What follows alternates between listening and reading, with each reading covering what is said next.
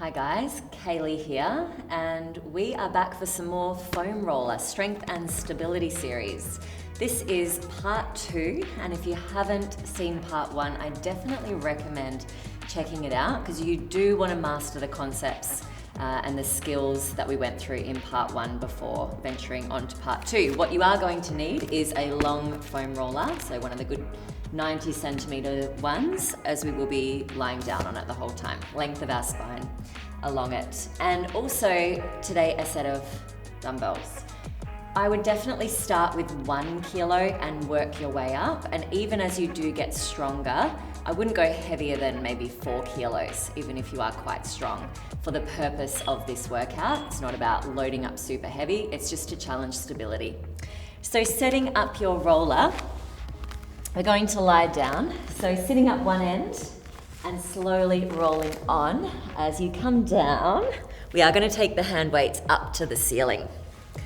So just feeling the roller underneath your body, making any adjustments to feel like you are melting down and you're truly centered as best as possible. We want to feel 3 main points of contact. So between your butt cheeks, the base of your spine, your sacrum, should be flat and heavy. A little bit above that, your actual lower back itself should be a little bit away from the roller. So we want our natural lumbar spine. We want your rib cage melting down, and I want you to especially focus on your very lowest ribs. Just think of sinking them down softly, although they may not make contact, in fact they won't. I just want you to make them feel a little heavier and try your best to breathe into that area. So we're not breathing into the front here so much, we're trying to expand into the back just that little bit. And of course, third and final point of contact is going to be the back of the head, and we're just allowing that head to feel heavy with a slight nod of chin to chest. We're going to start very simply here, a little bit of softness in the elbows, palms facing each other, hands sort of more over your chest than your shoulders. We'll take an exhale as we open the arms out wide to the sides, and we're going to inhale today as we bring the hands back up to the ceiling. We're going to exhale to open, and this might be the reverse of what you would do with heavier weights normally in the gym, and there is purpose for that. I actually want you to use the least amount of effort possible to make this happen. So although your pecs will be working a little bit, they just have to. Even if you weren't holding on to anything against gravity, those pecs are working to bring your arms back up. I want you to feel that you're not creating any tension in your neck and shoulders as much as you can help it. Exhaling to open, try not to pop your ribs up to the ceiling. So we're using the exhale to engage the core and keep the ribs down. And we'll go for 2 more. Really easy, mobilizing the shoulders more than anything else. We're not working hard just yet. Inhale, exhale. Inhale, floating back. Turn your palms to face your thighs. So overhead arms, we did these in part 1. Exhale as you raise the arms back, keeping those lowest ribs melting down. Inhale, float the arms back up. So exhale again, raising back. Do not let your ribs pop up here. Keep them down. That is our focus.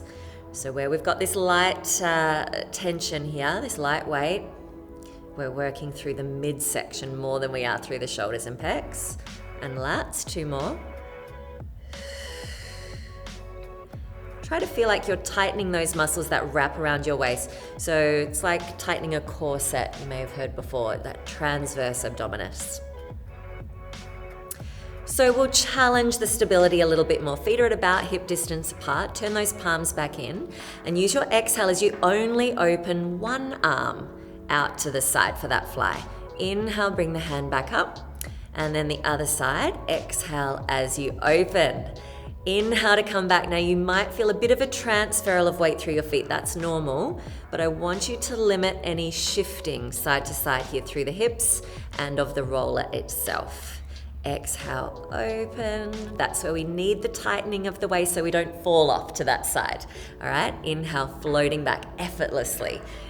Exhale, open, and inhale to float back. Last one.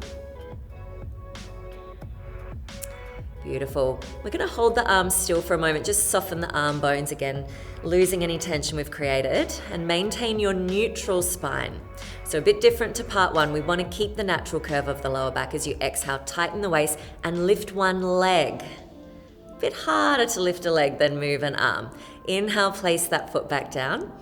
And then other side, exhale, tighten the waist and float that leg. Inhale to come back down. Try to feel that you're not tensing up one shoulder or the other, and you're not moving one arm slightly out to the side to counterbalance. Keep those arms directly up above your shoulders, and if you want to make this harder, you step your feet in closer together and float from there. If you need to make this easier, you step your feet out wider. Maybe not quite as wide as your mat, and ideally we are bringing those feet into hip distance apart and working from there. Whatever leg you're up to, let's float it to tabletop. So we'll do our leg extensions with our weighted overhead arms today. Turn those palms forward, exhale, reaching arms and leg away. Inhale to return. Exhale, reach away, lengthen away through those toes. Now we're maintaining our neutral spine, so you actually want to keep the natural curve of your lower back in place as you keep those lowest ribs melting down at the same time. And it's a bit of a fine balance, really. One more will do. And inhale, return. Let's place that foot down. Other side. Exhale, engage the core, float the leg. Find your balance first. Inhale, stay. Exhale, reach the arms and leg away. Inhale, come back, and exhale to reach. We'll do 3 more. We're keeping it slow, and as you do get better, you can, of course, work on increasing the speed and challenging it in other ways as well, of course. All right, and place that foot down. So, arms are reaching up. We'll keep those palms facing forward. Nod your chin to your chest. We're going to do our chest lift without supporting our neck this time. Inhale to prepare. Exhale, lift your head and shoulders, squeezing your ribs to your hips. You're going to hold. Inhale, expand into your mid-back. Create more space. Maybe curl up higher. Exhale, come all the way back down and rest that head. Inhale, nod the chin to the chest. Exhale, lift your head and shoulders, curling up, squeezing ribs to hips. Reach long through the fingertips. Inhale, stay. And exhale to come back down. Replacing the spine along that roller. Inhale, nod the chin, support your neck. Exhale, curl up, ribs squeeze to hips. Head and shoulders magically lift away. Inhale, hold, breathe. And exhale to come down. Chest lift is a great position, nod the chin. Exhale, curl up. To feel that you are in fact breathing into the back and sides of your ribs, I want you to hold this one at the top. I want you to continue breathing, and as you breathe in, look at your belly and see your tummy is not popping up. You're sending your breath into the back of your rib cage, not into your belly. With every exhale, maybe you can squeeze your ribs closer to your hips and curl up higher. Or maybe not, but stay where you are. Hand weights are actually helping us here, reaching forward through those arms, and we don't want that lower back pressing down. Relax your glutes fully, neutral through the lumbar. It will limit your range. One more breath. We're going to inhale and rest all the way back down. Okay, let's turn our palms in. We'll come back to stability now. So floating one leg up to tabletop, your choice. And hold it there. Now we're going to soften those elbows out, melt those ribs, use your exhale, and open one arm out wide for a fly. Inhale, float that arm up using the least amount of tension possible. Other side. Exhale, tighten through the waist. Go only as low as you don't fall off. Inhale to come back, and you'll feel when you're opening the same arm as leg, it's harder. You're more likely to fall off. It makes sense, right? So just finding that range that works for you today, and it might be different on each side, and that's okay. Challenge your body. It's all good. And even if it's super, super messy, you're sending really important signals to your brain about what muscles need to fire up next time you come to do this. Last one. Placing that foot back down. Beautiful. Other side. All right, resetting. Ribs are heavy. Neutral spine, float the leg. And we'll come into that fly. Exhale, opening one arm out to the side, and inhale, floating back up. So earlier on when I was talking about the exhale to open the arm, it was hard to really feel the benefits. But now that you're balancing on one leg, you'll notice maybe why we're doing it in that direction. We're using the exhale on the hard work. And the hard work is not the pecs, trying to bring the hand weight back, only as far as you don't fall over. One more each side will do it.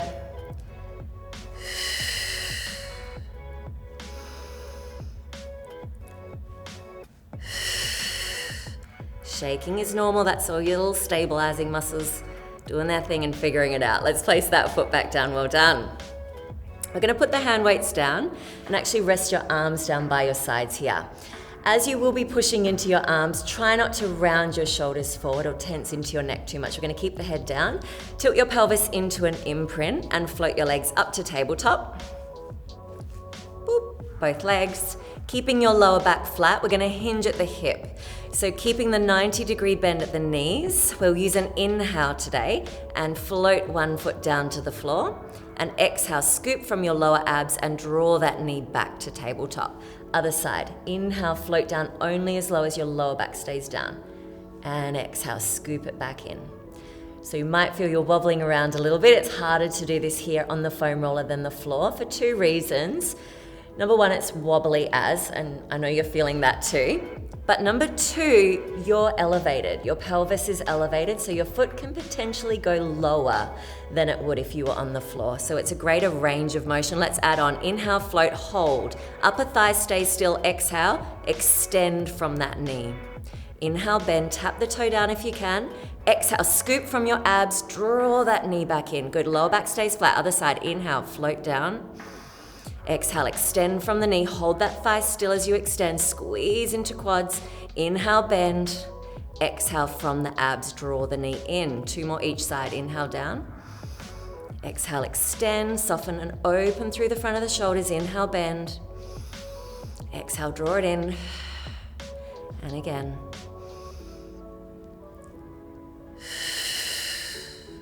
We're going painfully slow here.